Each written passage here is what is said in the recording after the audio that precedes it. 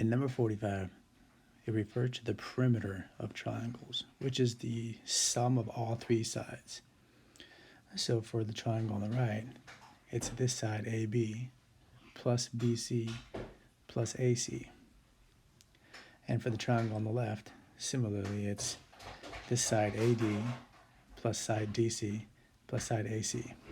So those are the perimeters, and number 45 asks us to prove that they are equal to each other. Well, because of these two red congruent tick marks, side AB and side AD are the same. So if they're the same, we could just as easily put an AB here instead, because they're the same number. And side BC is congruent to side DC because of these yellow single tick marks.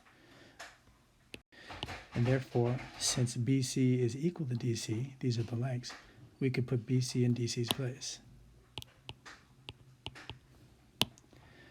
Finally, the third side, AC, well, anything's congruent to itself.